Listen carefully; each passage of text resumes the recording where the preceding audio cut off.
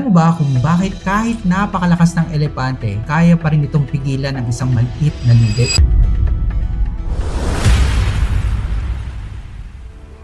Nung bata pa ang elepante, tinatali ito sa isang poste gamit ang lubid. Paulit-ulit itong humihila. Paulit-ulit itong sumusubok makawala. Pero dahil mahina pa siya noon, hindi niya napuputol ang lubid. Kaya kalaunan, tumigil na siyang sumubok. At habang lumalaki na siya, nanatili ang paniniwala niya na hindi niya kayang makawala. Ang nakakatawa, pagdating niya sa pagiging ganap na elepante, sobrang lakas na niya. Kaya na niyang bunutin ang poste. Kaya niya nang putulin ang lubid. Pero hindi niya ginagawa. Hindi dahil hindi niya kaya, kundi dahil naniniwala siyang hindi niya kaya. At alam mo kung anong mas nakakalungkot? Maraming tao ang parang elepante.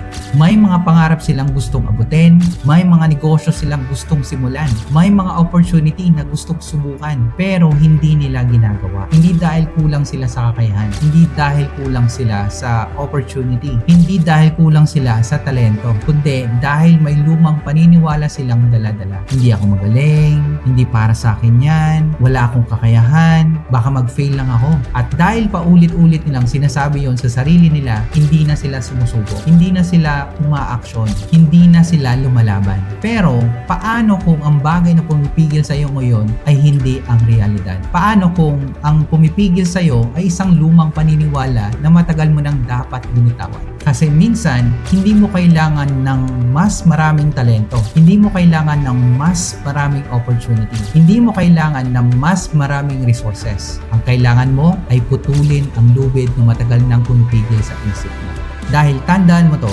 maraming tao ang hindi nakakulong dahil mahina sila. Nakakulong sila dahil naniniwala silang mahina sila. Kaya bago ka sumuko sa pangarap mo, tanungin mo muna ang sarili mo. Talagang hindi mo ba kaya o matagal mo lang pinaniwala ang sarili mo na hindi mo kaya?